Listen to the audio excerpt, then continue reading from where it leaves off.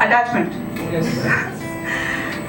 तो मुझे भी हुई थी एक सफर में किसी से अटैचमेंट।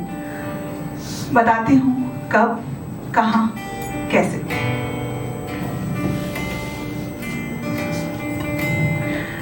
तो मैं कॉलेज की छुट्टियों में मामा मामी के पास पहली बार दिल्ली आई थी। आज वही दोनों मुझे नई दिल्ली रेलवे स्टेशन छोड़ने आए हैं। मैं तो कहती थी मैं अकेली चली जाऊंगी, पर माँ को बहुत चिंता लगी रहती है। वो मामी को बार बार फोन करके हिदायतें दे रही थी कि हमारी बच्ची को ट्रेन तक बिठा के आना। खैर, उनकी चिंता व्यर्थ नहीं है। दरअसल बात यह है कि मुझे कुछ दिखाई नहीं देता। मैं अंधी हूँ, जन्म से अंधी, आंखों से अंधी, प्यार में अंधी नहीं, सचमुच की अंधी। और बस यही रीजन है कि माँ को इतनी चिंता लगी रहती है। पर माँ हमेशा कहती है अपनी जिंदगी के जिस हिस्से को बदला ना जा सके उसके साथ जीना सीख लेना चाहिए। तो उसी सीखने सिखाने के सिलसिले में आज पहली बार सोलो जर्नी बजा रही हूँ। दिल्ली से मेरठ, मेरठ घर है मेरा। दिल्ली से मेरठ जो घर है मेरा, और ये पहली सोलो जर्नी। अभी सोलो जर्नी है, आगे ट्रिप भी होगा। अंधी हूँ तो क्या हुआ, हर लड़की का सपना होता है सोलो ट्रिप पे जाना, सोलो जर्नी करना। देखो, आप तो देख सकते हो, देखो देखो देखो ट्रेन आ गई। और बस मामा मामी ने वही पुरानी हिदायतें दोहराई, सामान संभालना, किसी से बात मत करना, कुछ लेके मत खाना, पहुंच के फोन करना, वगैरह वगैरह। मैंने सब छोड़ा पीछे, मैं चढ़ गई अपनी सोलो जर्नी पे।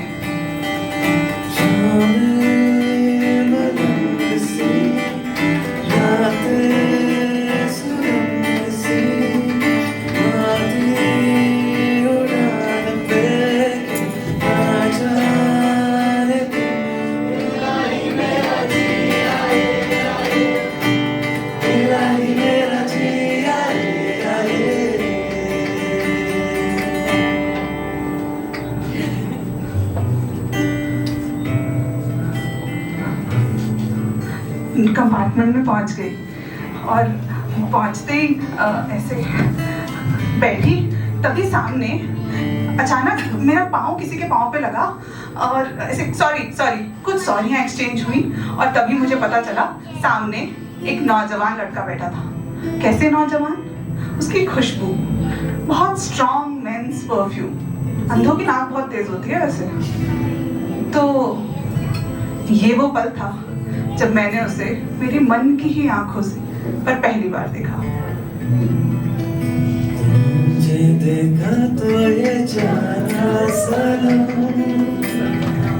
प्यार होता है दीवाना सनम। तुझे देखा तो ये जाना सनम, प्यार होता है दीवाना सनम। अब यहाँ से कहाँ जाए, तेरी बाहों में मर जाए। तो सीन पूरी तरह सेट था। आपकी हीरोइन अकेले 2 घंटा ट्रैवल करने वाली है और सामने बैठा है आपका हीरो।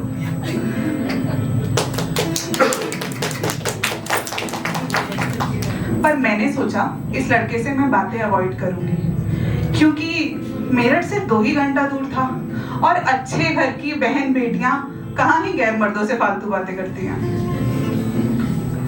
तो बस अकेली बैठी थी चुपचाप। बैठे बैठे आंख लग गई और अचानक कोई सामने से बोला, are you going all the way to Dehra? धक से उठी, शायद इसे पता नहीं था मैं सो रही हूँ। एक्चुअली मैं ना मेरठ तक ही जा रही हूँ। मेरठ ना मेरी आंटी मुझे लेने आएंगी। हाँ, शायद उसे पता चल गया। मैं घबरा गई। तो बोला, फिर तो आपसे बातें ना ही बढ़ाना अच्छा है। मैंने कहा क्यों? तो बोला, आंटियों से बहुत डर लगता है मुझे। मैं भी ऐसे ही खिलखिला दी, पगला। तो फिर मैंने भी आउट ऑफ कर्टसी, बस आउट ऑफ कर्टसी पूछ लिया, आप कहाँ जा रहे हैं? तो वो बोला, वो मसूरी जा रहा है, देहरा तक ट्रेन, फिर बस से मसूरी। वो बात ही है कि मुझे पहाड़ बहुत पसंद है, सर्दियाँ मेरा फेवरेट मौसम है, तो मैं खुद को रोक ना पाई उससे ये कहने से कि मैं भी कभी मसूरी जाना चाहती हूँ। वैसे तो मैं कभी मेरठ से आगे नहीं गई थी, पर कभी तो जाना चाहती हूँ। हाँ, देख नहीं पाऊंगी, महसूस तो कर पाऊंगी, कुछ तो होगा उनकी वादियों में जो मेरे साथ भी बदलेगा। बस मैंने उसे कह दिया मैं भी कभी मसूरी जाना चाहती हूँ। वो इतना एक्साइटेड होके बोला, मसूरी? इस मौसम में पूरी मसूरी फूलों से ढकी होती है, डहलियां, तितलियां, भौरे, आसमान जुगनुओं जैसा आसमान। जब झरने का पानी की आवाज कानों में पड़ती है ना, बहुत सुकून मिलता है। मैगी खाई कभी तुमने पहाड़ों की? जी नहीं।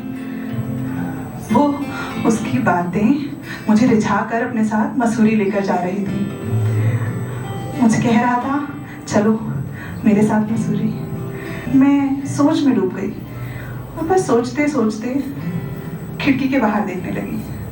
मन कर रहा था कि पहले इसकी आंखों से मसूरी देख लूं और फिर पूरा संसार।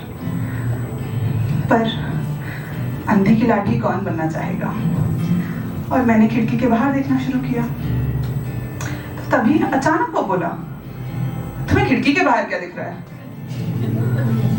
कैसा नॉन ऑब्जर्वेंट किस्म का लड़का है। गुस्सा आ गया मुझे अब, तो मैंने पिनक के बोल दिया, खुद देख लो। तब मुझे आवाज आई, उसने पर्दा हटाया, शायद उसकी खिड़की के बाहर पर्दा था। तो उसने बाहर देखा और बोला, इन जंगलों में अब जंगल कहाँ रहे हैं, हर जगह शहर बस गए हैं। तुमने कभी गौर किया, जब हम ट्रेन में होते हैं लगता है पेड़ चल रहे हैं और हम खड़े? मैं हंस दी थोड़ा सा, गुस्सा इतना देर नहीं रह सकते ना इससे। तो मैंने बोला, हाँ ऐसा ना नाव में भी होता है, ऐसा लगता है तट चल रहे हैं और हम खड़े। तो वो बोला, और क्या क्या होता है? तो मैंने कहा, अरे नहीं ये तो फिजिक्स का कॉन्सेप्ट है, तुम ज्यादा सवाल मत करना, मेरे पास कॉमर्स थी। हंस दिया, अच्छा बाबा नहीं पूछूंगा। बस मैं बैठी थी तो बोला, सुनो तुम्हारा चेहरा। मैंने अपनी पलकें उसकी तरफ उठाई, वो बोला, तुम्हारा चेहरा बहुत दिलचस्प है। दिलचस्प ये क्या होता है? या तो सुंदर, प्यारा, आज तक तो सब यही कहते थे, तुम पहले मिले हो जिसने कहा दिलचस्प। तो वो खुश होके बोला, लोगों को तुम्हारा चेहरा सुंदर लगता है क्या? ये तो बहुत ही अच्छी बात है। इसे मेरा बस चेहरा दिलचस्प लग रहा था, मुझे तो ये पूरा ही दिलचस्प लग रहा था। मुझसे कभी किसी ने किसी शहर की बातें इस तरह नहीं बताई थी कि मुझे ऐसा लग रहा हो वो शहर मेरे सामने ही है। ऐसा मेरे साथ कभी नहीं हुआ था और शायद कभी होने भी नहीं वाला था। और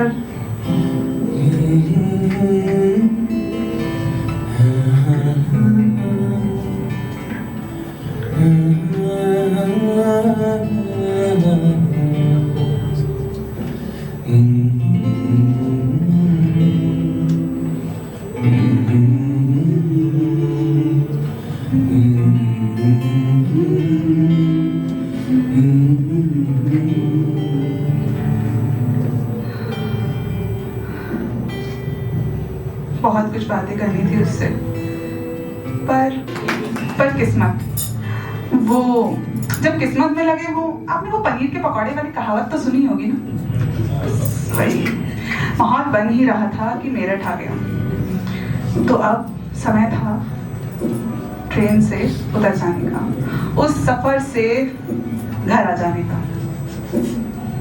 और बस बहुत मन किया कह दूं, मसूरी आऊंगी तो घुमाओगे, मेरठ आना तो बताना कभी।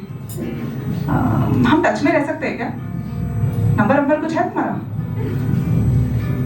नहीं बोल पाई, बस नहीं बोल पाई।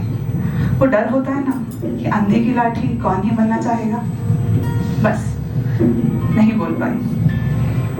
सामने बैठी एक महिला ने मुझसे कहा, बेटा मैं भी मेरठ ही उतरूंगी, आजा मैं तेरी मदद कर देती हूँ। और मेरा हाथ पकड़ के वो मुझे ट्रेन से नीचे ले आई।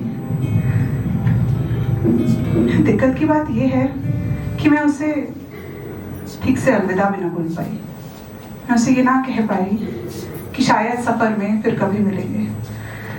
जब ट्रेन से नीचे उतरी और ट्रेन स्टेशन छोड़ चुकी थी तो उस महिला से पूछा, सुनिए, बहुत हिम्मत करके पूछा, सुनिए, क्या आप बता सकती हैं कि उस लड़के ने जो मेरे सामने बैठा था, उस लड़के ने क्लीन शेव रखा था या हल्की हल्की दाढ़ी थी उसकी?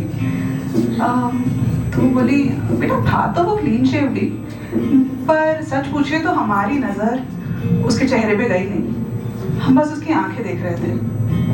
आंखें, उसकी आंखों में ऐसा क्या था? उसकी आंखें बहुत सुंदर थी, नीली गहरी हरी आंखें, इतनी सुंदर कोई भी मोहित हो जाए। और वो आंखें किसी काम की नहीं थी, वो भी देख नहीं सकता था। जब तक मैंने पीछे मुड़ा वो ट्रेन स्टेशन छोड़ चुकी थी।